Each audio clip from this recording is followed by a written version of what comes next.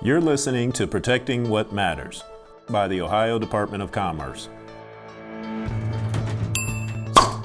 Commerce is Ohio's chief regulator, and we play a vital role in keeping you safe by protecting your property, your money, and some of the products you use every day. This is designed to bring awareness to important issues and help educate consumers and businesses. Join us as we chat with trusted industry experts focused on providing you with the tools you need to help you protect what matters most in your life. It's alcohol awareness always, and we were hoping that everybody sees is that while April is Alcohol Awareness Month, and it's really a month to bring awareness to the prevention of underage drinking, of drunk driving, of alcohol abuse. That's really what the point of the month is. Mm-hmm. But it's not the only time that we talk about it, and it's not the only time that everybody should talk about it. It's a 12-month campaign, if you will. Right. It's something that should always be talked about.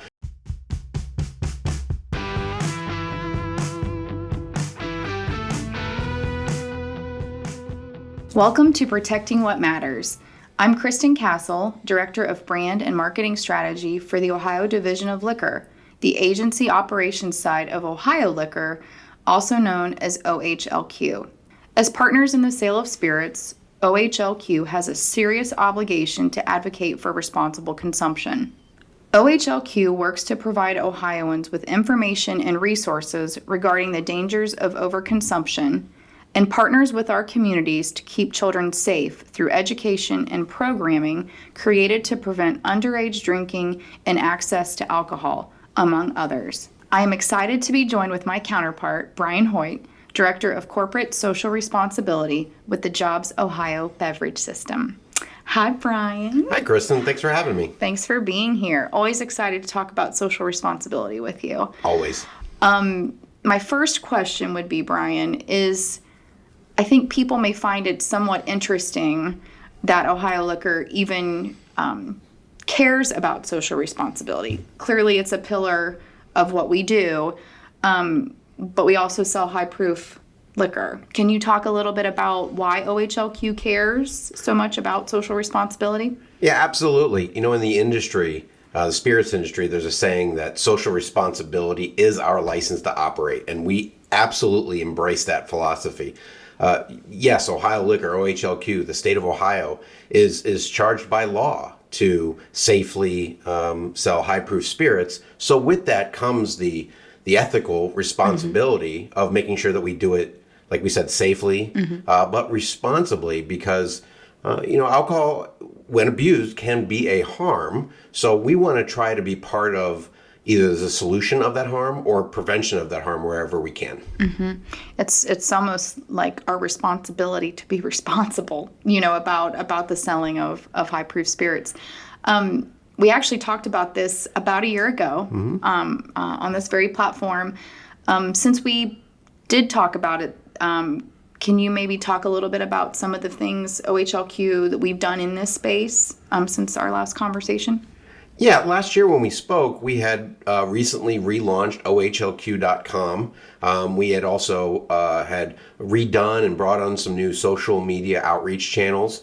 And we were really excited about the opportunities we had to reach out to consumers with information, obviously about the products, but for our conversation, more importantly, about social responsibility, resources that we have, and really setting the tone and leaning into taking responsibility as part of our DNA. So over the past year, we've done a lot of articles. We've interviewed a lot of experts. We continue to work with professionals in the recovery and the addiction prevention space. And we've also found creative ways to bring the conversation to consumers in a way that is, we never want to be preachy. Right. We want to bring information, resources, and bring up topics that maybe otherwise aren't being talked about. And I hate to kind of use the cliche statement of normalizing the conversation, but that's exactly what we want to do. Mm-hmm. Early on, when I started talking with folks in the prevention professions, I had that same question. Mm-hmm. I said, it feels a little, I hope you don't think we don't care about this. I don't want you to think we're being disingenuous, because we do sell high-proof spirits. And to a person, they all said the same thing. They said, you have the audience. You know, the consumers are the ones that we'd like to reach to make sure that folks are taking a look at their relationship with alcohol. Maybe someone they know or someone they love has a problem. Maybe they don't know it. So we have this great opportunity to meet people where they are versus being preachy. Brian, our listeners may have noticed that during Dry January, we did call attention to the large number of mocktail recipes that we have on our website.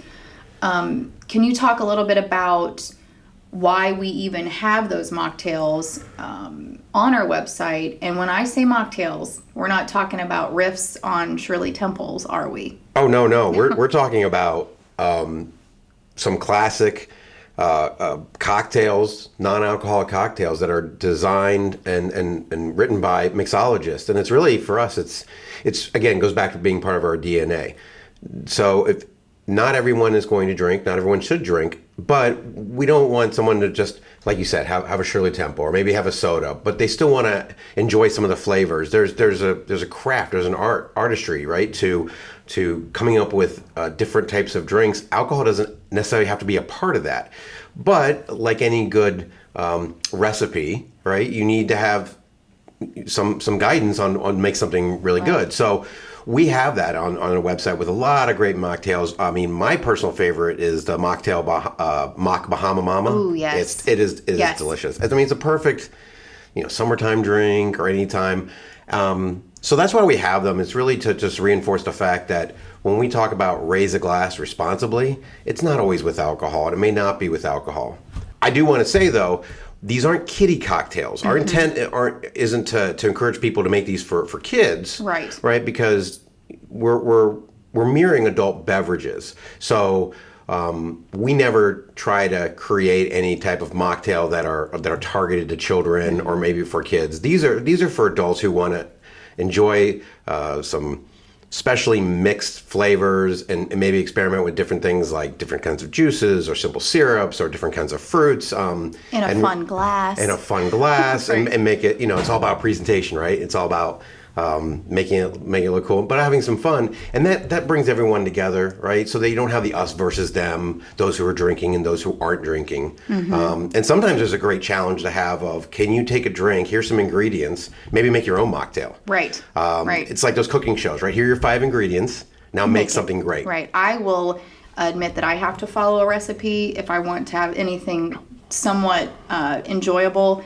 I'm looking forward to the mocktail Paloma for Cinco de Mayo. I think that's what I might try. That's another good one. I love some good agave, and that's great. And I think too, you mentioned summer. We have a litany of recipes that run all year round. So we've got some fun fall and winter, cozy mocktails on our website as well. So I'm looking forward to trying out a few of them. I think there's a peanut butter and chocolate one that I think will be great during football season. The peanut butter Buckeye Slide. Yes, that's it. How can you go wrong with those ingredients? I'm just looking at the blood orange lemonade. I mean, Yum. A mocktail, oh boy. So again, some of these are unique. Some of them are just non-alcoholic takes on some classic cocktails, so that people can really still enjoy the craft of mixology and change it up and play with different flavors and just have some fun. And again, like you said, maybe it's about presentation. So if you have a contest at home or something, maybe it's about who makes it look the best. Right. As I mentioned earlier, we do work with our prevention partners to share resources for parents, grandparents, guardians to help keep kids safe. Brian, you and I are both parents, as are some of our listeners, so I do want to highlight one specific article we feature on our website about how to talk to your kids about alcohol. I think you agree it can be an awkward conversation, but as parents, guardians, we have to jump in early and keep those lines of communications open. Those awkward conversations could lead to open discussion about other risky situations or behaviors. And I do believe, and experts have said, the more we do it, the more we talk about it, the more normalized these conversations become.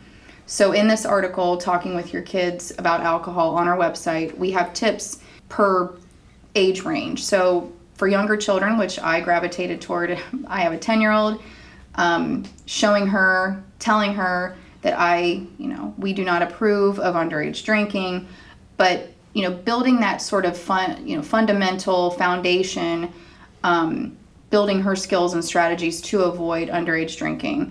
I also have a 13-year-old, which is a very pivotal time in her life, and trying to talk with her about how to say no in certain situations, building her confidence so she knows it's okay to say no, and that it's okay to call me if she needs anything, ask me anything. I'm here. Brian, you have a daughter in high school. I do. And studies show that 80% of kids ages 10 to 18 say that their parents are the top influence on their decision whether or not to drink. We may not believe that as parents, right? Right. They don't listen to us. But no, not at all. But they do. And we know that because as parents, just like a lot of listeners, we say something we don't think they hear, and then it sometimes comes back to haunt us, right? Something we promised, right? Sure. But they do listen, and we do have an enormous impact. And the older they get, the more likely kids are going to be around alcohol, away from parents and guardian supervision, right? They're going to be put in situations, especially in middle school and particularly in high school. So in the article, they talk about how to talk to your kids that are in high school, right? They're doing more social things on their own. They're going to be put in situations that maybe are new to them. Like you said, if you start early and they know that there's not an approval of drinking underage, then they've got that belief ingrained in them. Right. But it gives you tips to give them on how to avoid it. Because, of course, look, a lot of peer pressure. Sure. Someone gets offered a drink, they're not going to no and scream and all that stuff. We know that's not going to happen, but it gives them a script, if you will, or a couple things that they could say to not be confrontational, right? Right. And not to embarrass themselves, certainly, and not to embarrass their friends. But it's things like just to say, no, thanks, I'm good. Like, make it no big deal. Or, I don't feel like it. Hey, do you have any soda? Like deflecting it. Or, hey, alcohol's not my thing. Things like that. I know they sound overly simplistic, but they really do work. Right. I can tell you with my children, one of the things that, and I got this from my parents, one of the agreements that I have with my children as they got older was they know we don't approve of underage drinking. It's just not something that is okay in our household. But they're going to be in those situations. If they're in a situation that they're uncomfortable with and they just want to get out of it, they can text me. We have kind of like a funny little code. If they text me, I'll find out where they are. I'll even park a block or two away, not to embarrass them. They'll say they got to go or something's come up and they'll leave. And no questions asked. And if they bring their friends, no questions asked. We'll talk about it tomorrow, maybe if they want to. Because I would rather them at 9 at night, 10 at night, hours a night, call or text to say, hey, this is just a bad situation. Use me as an excuse. Sure. I don't care. I'd rather them do that than to be in a bad situation and then really feel cornered or forced to do that. Because sometimes the right decision is to remove yourself from a situation to make the wrong choice. That's right. That's true in anything. So articles like that, I know there's some resources from our partners at responsibility.org that have a lot of resources on how parents can talk to their kids. We're not trying to tell parents how to raise their kids. That's not what it is, right? We just want to be those cheerleaders for parents that want to help out because parenting is hard. Yes, right? It is, and sometimes, as it turns out, yes. Yeah, so having a cheat sheet of a couple little tips, this, that, and the other, you know your child best. You know how to talk to them. You know what will resonate with them. So this isn't, again, telling someone how to parent. It's just giving them more resources and so that they know that organizations like Ohio Liquor are on their side and we can help them out. So we've covered mocktails. We've covered how to talk to our kids about alcohol. Let's talk about how to throw a party responsibly and safely so all of your guests feel welcome, feel included. And when we think of hosting, when I think of hosting, I think of what am I going to serve my guests? Well, as it turns out, liquor doesn't have to be the starring role. There are other things we can do, we can focus on to make sure everybody feels comfortable and included. Yeah, absolutely. And we've got, as you mentioned, this resource also on OHLQ.com. Our 6 tips for responsible hosting, and you hit the biggest one right there. The other one is serve tasty snacks. I don't know about you. I mean, Who doesn't love snacks? I'm all about the snacks. Right. I'm all about the food. But that's just a great thing to have to make sure that, as you said, that alcohol is not the the center of the party. It's not the whole purpose you're there. But also having water available and just tons of it, and soda and non-alcoholic beverage. And then, hey, this is where those mocktails, those great mocktail recipes come into play, where you can either serve mocktails. A lot of the recipes we have on the website, you can make batch mocktails, right? So you can make a large quantity, so it could be easier to serve those up. So they're already pre-made, and label everything clearly. And then maybe even have that contest we talked about before, where you can give people those options. So you have some of the ingredients for a mocktail. Maybe you put out that recipe, and they can make their own mocktail. So I think those are just a few of those great tips for hosting a party or an event or anything with adults. To your point, it's about being safe, making everyone feel welcome. And to that end, one of the other tips is to make sure that there's an easy and safe way to get home. Absolutely. But we always talk about have a plan. That's right. Have a plan. That's right. The time to figure out how to safely get home isn't at the end of the night. It's before you go out. Absolutely.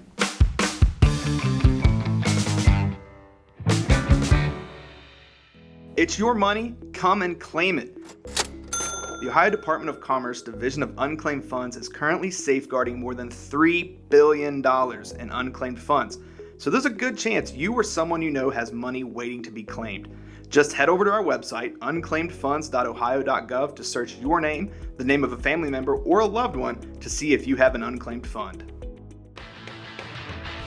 Welcome back to Protecting What Matters, and today we're talking about social responsibility with Brian Hoyt.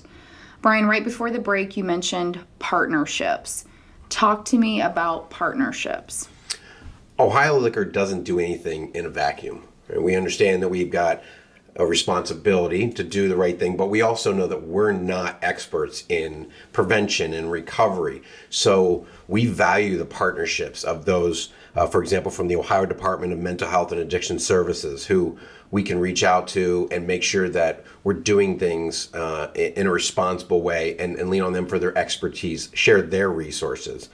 We've also worked with the Ohio Association of County Boards Health Authorities, which is the state association of all the county boards of mental health and addiction services.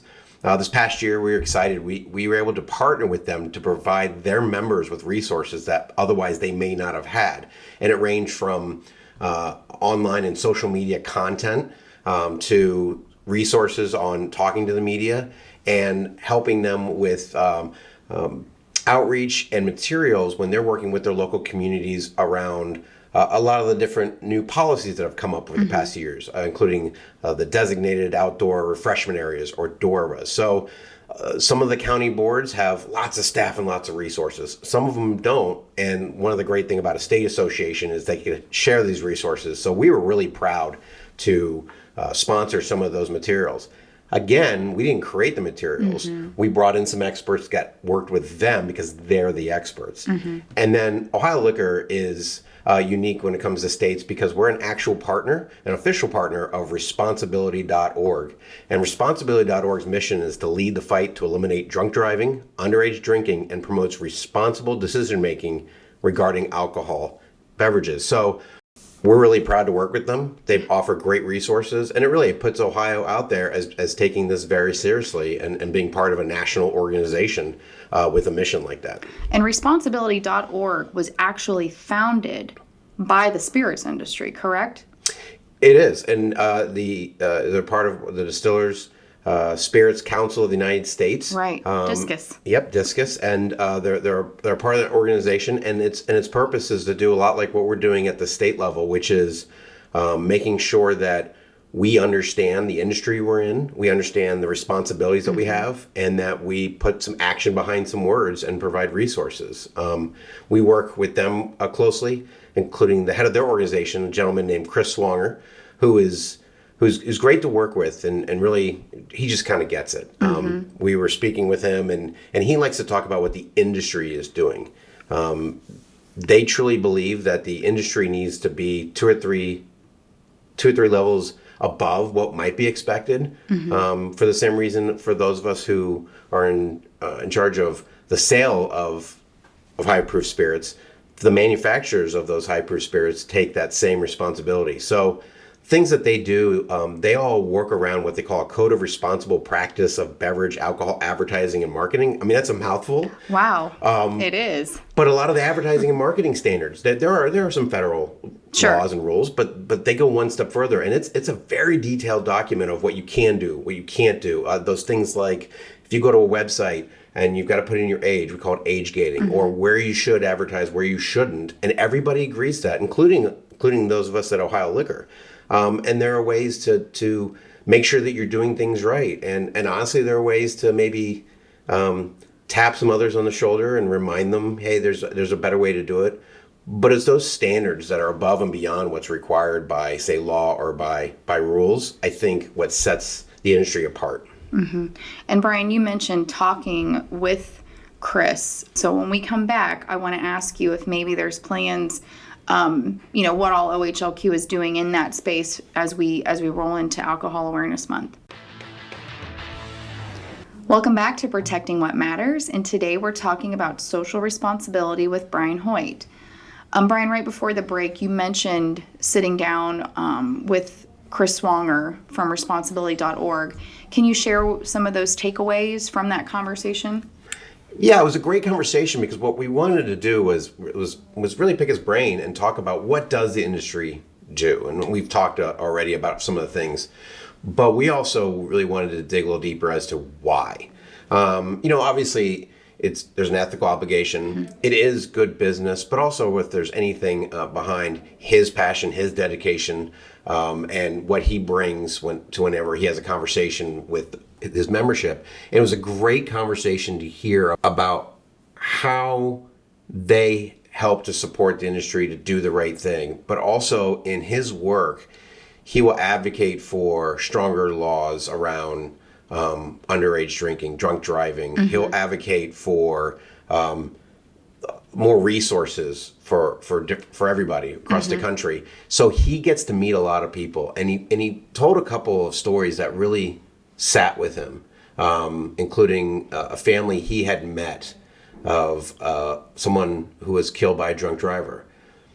That alone is tragic, but this person was a police officer who was on the side of the road assisting a motorist, and he was killed by a drunk driver. Oh, wow. And he's met with that family, and the way he talks about it, it really takes it from just being a topic, right, or being maybe a bumper sticker, to making it personal. And hearing him talk about responsibility made a great impact on us, and it's always a good reminder as to why this work is always going on. And I'm looking forward to reading that article. I know we're planning on publishing it during Alcohol Awareness Month, but one of the things that we had talked about at the beginning of this conversation is that social responsibility is part of our DNA. It's a pillar of what OHLQ is. So we want to make sure that these resources and these conversations are happening all the time. That's right. Alcohol awareness always. Can you maybe talk to us a little bit about our consumer-facing resources, the website, and what else? What else can we do in this space as we continue the conversation? You put it perfectly. It's alcohol awareness always. And we were hoping that everybody sees is that while April is Alcohol Awareness Month, and it's really a month to bring awareness to the prevention of underage drinking, of drunk driving, of alcohol abuse. That's really what the point of the month is. But it's not the only time that we talk about it, and it's not the only time that everybody should talk about it. It's a 12-month campaign, if you will. Right. It's something that should always be talked about. So April gives us the opportunity to take a step back and be deliberate with our conversations and talk to people like Chris Swanger, talk to some of the bar and restaurant owners about what it means to them to be responsible, to talk about with consumers about the opportunities they have to just take a look at their relationship with alcohol. We always have resources all year round on OHLQ.com. As we mentioned before, we're always integrating social responsibility messages and resources in our social media, online, anything we do, whenever we're talking to folks. So I never want anyone to think that alcohol awareness is the only time that we talk about it. It's just a great opportunity for us to really elevate the conversation and to showcase all the resources and those partners we mentioned before and what they can do to either help someone or to continue to provide them the support and help they need on their journey, whether that is a journey of being alcohol free, Right. a journey of preventing someone else from going down the wrong path, be it underage drinking, drunk driving, or anything like that. So I think too, one of the neat things we worked on earlier this year, and actually most of last year, was talking with those in the industry and farmers Right. about the process that goes into creating your favorite spirit. And part of that was you're thoughtful about what you're being mindful about that drink, because you know how much work went into making that. So that, I thought that was a really neat opportunity with us, for us with our partners as well in the spirits industry too, for that Seed to Sip series. yeah, it's a great series, and again, it's on OHLQ.com. We do multiple videos and some articles. Right. Seed to Sip, as you call it. What strikes me about that is, before we started working on Seed to Sip, we had sat down with bar owners and very influential leaders in the industry in Ohio, and one of the bar owners made that comment. He said, a lot of work went into making this product, from all the way from someone who put the seed in the ground and took care of that and curated it and brought that up to the craftsmanship of distilling that spirit and making it special. And so, when we're making a cocktail, or if we're serving a drink, take your time, enjoy it, and really respect the craft from seed to sip. Right. From the agricultural industry to the spirits industry to the hospitality industry. There's a lot of touch points of professionals who take a lot of pride in what they do, and it's almost disrespectful, right, to abuse that product, because you're really not showing the reverence, if you will, for all those professionals along the way that brought that product. Right. Brian, that's great. And you said all of that information is available on OHLQ.com. You also mentioned resources. Can you talk to us a little bit about what resources are available on the website? So if you visit OHLQ.com and you go to our OHLQ Cares section, we've got some information there, including a specific area called Support and Resources. And we have links, phone numbers, and contact information for some of those partners that we had spoken about before, whether it's the Ohio Department of Mental Health and Addiction Services, Recovery Ohio, Responsibility.org, the National Institute on Alcohol Abuse and Alcoholism. We've also on there have a blood alcohol content, or BAC calculator, the virtual bar, if you will, and it gives you an opportunity to put in some information about your height, your weight, and to see what kind of impact alcohol will have on you, types of drinks you have, and how many drinks you have. And it's one to educate that alcohol will impact, your behavior, it'll impact, your abilities, but this gives you an opportunity to plan ahead, or maybe decide that maybe this isn't for you. So we really encourage everyone to go there. We also have, when we talk about if you or someone has concerns with alcohol relationship, they can always call Take Charge Ohio at 1-877-275-6364. And then for those who may not have known about it, there is now a national hotline for suicide prevention, 988. Great. That's here in Ohio. So, but all that information is on OHLQ.com. And it's important to understand that we recognize that we are not the experts. Right. But if we can provide contact information or make the connections with those in the recovery or the prevention profession with some of our consumers, it's the least we could do. Right. Thank you, Brian. Again, everybody, if you would like to learn more about the resources that are available on the website, visit www.ohlq.com. Brian, thank you so much for sitting down with me today and talking about all things social responsibility. I'm proud to work with you in this space, and look forward to what's next for OHLQ. I appreciate you having me. Thanks so much. Thank you so much for listening today, and we will talk to you next time on Protecting What Matters.